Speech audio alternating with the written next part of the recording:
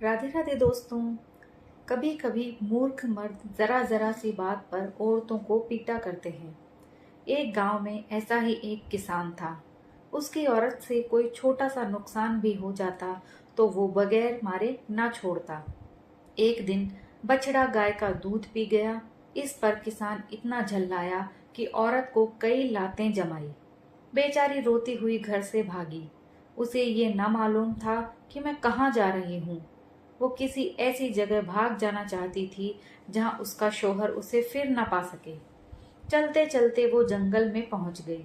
पहले तो वो बहुत डरी कि कोई जानवर न उठा ले जाए, मगर फिर सोचा, मुझे क्या डर, जब दुनिया में मेरा कोई अपना नहीं है तो मुझे जीकर क्या करना है। मरकर मुसीबत से तो छूट जाऊंगी। मगर उसे कोई जानवर ना मिला और वो रात को एक पेड़ के नीचे सो गई। दूसरे दिन उसने उसी जंगल में एक छोटी सी झोपड़ी बना ली और उसमें रहने लगी। लकड़ी और फूस की कोई कमी थी ही नहीं। मूंज भी इफरात से थी। दिन भर में झोपड़ी तैयार हो गई। अब वो जंगल में लकड़ियां बटोरती और उन्हें आसपास के गांव में बेचकर खाने पीने का सामान खरीद लाती। इसी तरह उसके दिन कटने लगे।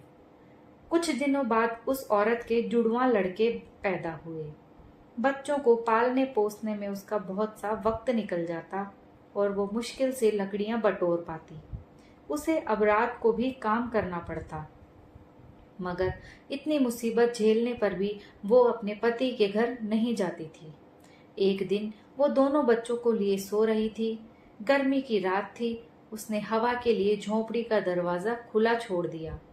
अचानक रोने की आवाज सुनकर उसकी नींद टूट गई। देखा कि एक बड़ा भालू उसके एक बच्चे को उठाए लिए जा रहा है। उसके पीछे पीछे दौड़ी, मगर भालू जंगल में न जाने कहाँ घुस गया। बेचारी छाती पीट पीट कर रोने लगी। थोड़ी देर में उसे दूसरे बच्चे की याद आई। भागती हुई झोंपड़ी में आई, मगर देखा कि दूसरे लड़के का भी पता नहीं। फिर छाती पीटने लगी। जिंदगी का यही एक सहारा था, वो भी जाता रहा।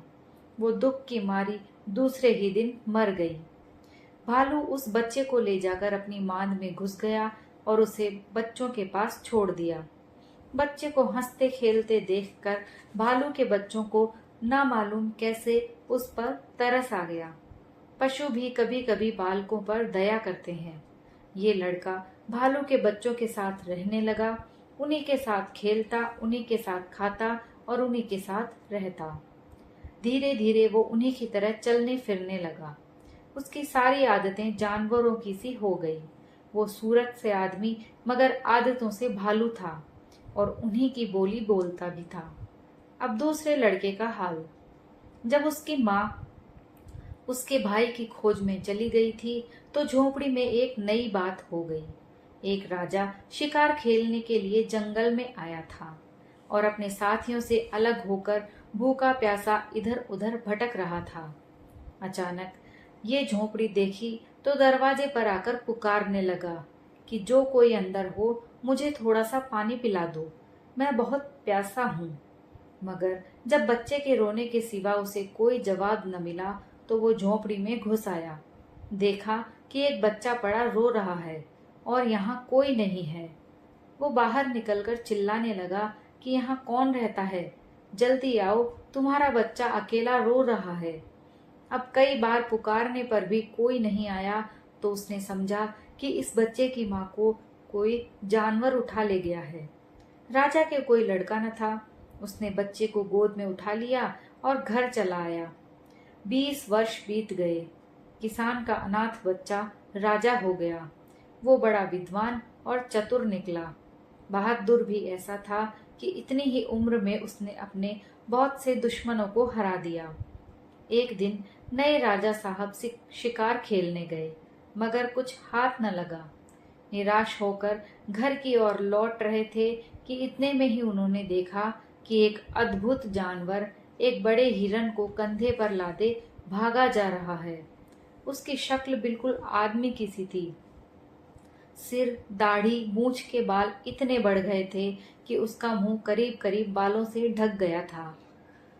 उसे देखकर राजा ने फौरन घोड़ा रोक लिया और उसे जिंदा पकड़ने की कोशिश करने लगे। वो जानवर हिरन को जमीन पर रखकर राजा की ओर दौड़ा। राजा साहब शिकार खेलने में चतुर थे। उन्होंने तलवार निकाली और दोनों में लड़ाई होने लगी। आखिर वो जानवर जख्मी हो गया। राजा साहब ने उसे अपने घोड़े पर लाद लिया और अपने घर लाए। कुछ दिनों तक तो वह पिंजरे में बंद रखा गया, फिर कभी कभी बाहर निकाला जाने लगा।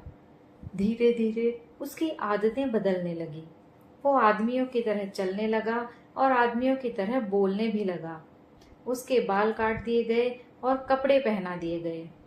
देखने वालों को अचंभा होता था कि इस जंगली आदमी की सूरत राजा साहब से इतनी मिलती है, मगर ये किसे मालूम था कि वो राजा साहब का जुड़वा भाई है जिसे भालू उठा ले गया था।